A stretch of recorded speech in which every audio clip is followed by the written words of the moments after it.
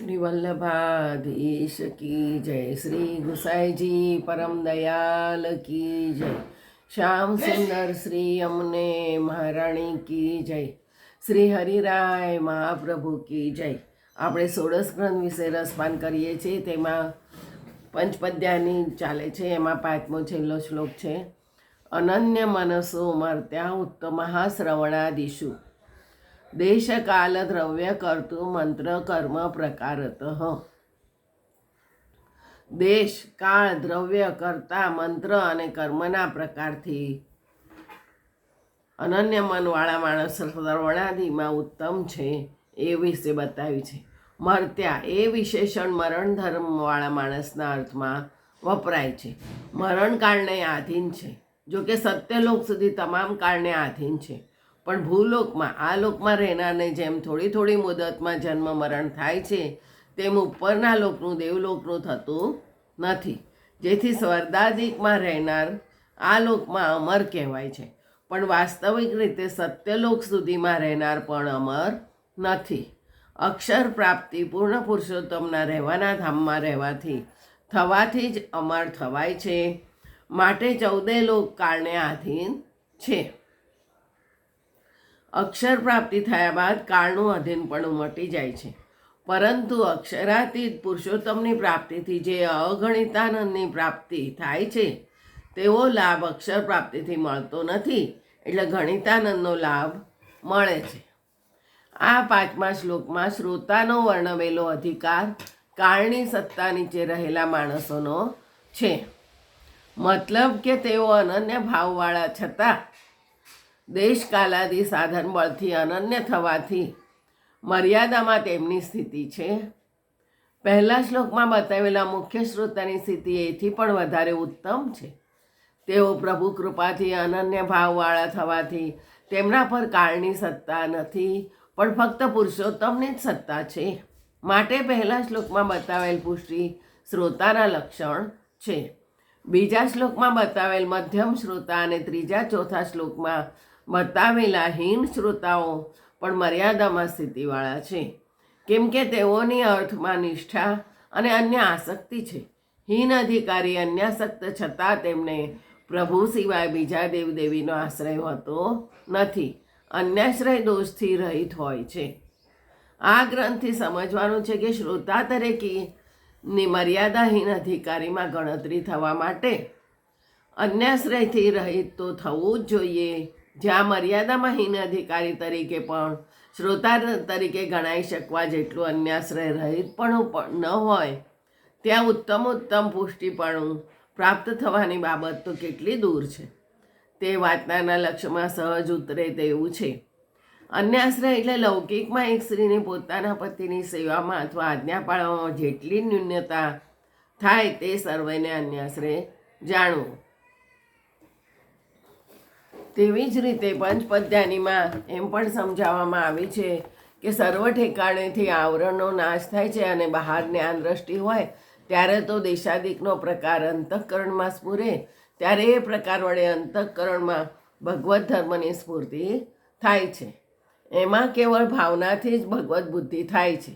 એવી રીતે ભીતર જ્ઞાન દ્રષ્ટિમાં અને બહાર જ્ઞાન દ્રષ્ટિમાં તારતમ્ય રહેલ છે.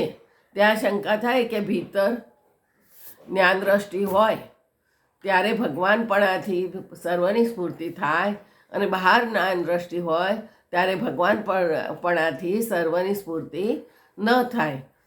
તો એનું કારણ એમ બતાવવામાં આવ્યું છે કે અંતઃકરણ એનું એ જ રહ્યું છે. એવી શંકા કરીને કહે છે કે બહાર જ્ઞાન દ્રષ્ટિવાળા મર્ત્ય છે, એટલે ભીતર જ્ઞાન દ્રષ્ટિ હોય તે ભગવાનના ભક્ત ભગવત રૂપ જ હોય છે, કેમ કે ભાવના વડે તેમનું અંતઃકરણ ભગવત રૂપ થઈ ગયું છે. તેથી એને ભગવાન સિવાય બીજી સ્ફૂર્તિ થતી નથી, અને બહિર્દ્રષ્ટિમાં તો તેને મર્ત્યપણું હોવાથી એને બીજી સ્ફૂર્તિ રહે છે.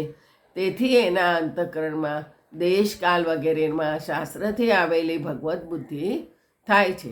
માટે એવી રીતે દેશકાલાદિકના પ્રકારથી શ્રવણાદિકમાં અનન્ય મનવાળા હોય છે તે મર્યાદા માર્ગમાં ઉત્તમ છે. મૂળમાં આદિ શબ્દ લખેલો છે, તેનો કીર્તન વગેરે પણ મર્યાદા માર્ગમાં ઉત્તમ છે. હવે સંન્યાસ નિર્ણય ગ્રંથ લઈશું. સંન્યાસ નિર્ણય ગ્રંથ એ નરહરિ સંન્યાસી માટે લખવામાં આવ્યો હતો. એની રચના સંવત 1551માં બદ્રિકાશ્રમની યાત્રાના અવસર પર નરહરિ સંન્યાસી માટે કરવામાં આવી હતી. અને યદુનાજી વિરચિત વલ્લભ દિગ્વિજય અનુસાર મહાપ્રભુજીએ બદ્રિકાશ્રમની યાત્રા 3 વખત કરી હતી. બીજી યાત્રામાં કૃષ્ણદાસ મેઘન આપશ્રીની સાથે હતા તથા વ્યાસાશ્રમ પધારવાનો ઉલ્લેખ પણ મળી આવે છે. આ પ્રસંગની સૂચના ત્યારના તીર્થપુરોહિત પણ કહેવામાં આવે છે. એક સમયે નરહરિ સંન્યાસી બદ્રિકાશ્રમ ફરતા ફરતા આવ્યા. ત્યાં આચાર્યજી મહાપ્રભુજી પધાર્યા. તેથી નરહરિ સંન્યાસીને તેમના દર્શન થયા. ત્યારે નરહરિ સંન્યાસીએ શ્રી આચાર્યજી મહાપ્રભુજીને વિનંતી કરી, મહારાજ, મેં પહેલાં સંન્યાસ ગ્રહણ કર્યો હતો, પછી આપની કૃપાથી ભક્તિ માર્ગમાં આવ્યો છું. તેથી સંન્યાસના પ્રકારો છે તે તો હું જાણું છું, પણ ભક્તિ માર્ગના પ્રકાર કયા છે તે હું જાણતો નથી. તો મને કૃપા કરી એ પ્રકાર કહો. ત્યારે આચાર્યજીએ આજ્ઞા કરી, તેને ભક્તિ માર્ગમાં સંન્યાસો પ્રકાર કહું છું. ત્યારે આચાર્યજીએ સંન્યાસ નિર્ણય ગ્રંથની રચના કરી અને નરહરિ સંન્યાસીને સંભળાવ્યો અને તેનો ભાવ કહ્યો. ત્યારે નરહરિ સંન્યાસીના હૃદયમાં પુષ્ટિ માર્ગનો સિદ્ધાંત સ્થિર થયો. ત્યારે ઠાકોરજીની લીલાનો અનુભવ થયો, તેથી તેમાં મગ્ન થઈ ગયા. પછી આચાર્યજી આગળ પધાર્યા. નરહરિ સંન્યાસી સ્વરૂપાનંદમાં મગ્ન બની ફર્યા કરતા. મહાપ્રભુજી ચરિત્ર વર્ણનોમાં સૌથી વધુ પ્રાચીન ગદાધર દ્વિવેદી લિખિત સંપ્રદાય પ્રદીપમાં એક સંન્યાસ નિર્ણયનો ઉલ્લેખ મળે છે. શ્રીમદ વલ્લભાચાર્યજી બહાર નીકળીને ગંગા તીરે પધાર્યા. ત્યાં ત્રિદંડ વિધિથી સંન્યાસ નિર્ણય કહ્યો અને વિષ્ણુ સ્વામીની જેમ યતિ બનીને કાશી ગયા. પરંતુ અહીં સંન્યાસ નિર્ણય ગ્રંથવાચક છે કે ગ્રંથરૂપે નિબદ્ધ ન કરેલો હોય, એક મૌખિક ઉપદેશનો વાચક છે, એ વાત નક્કી થઈ શકતી નથી. 16 ગ્રંથ અંતર્ગત પ્રસ્તુત સંન્યાસ નિર્ણય ક્યાંય પણ ત્રિદંડ વિધિથી સંન્યાસ ગ્રહણ કરવાનો યા ન કરવાનો કોઈ વિચાર મળી આવતો નથી.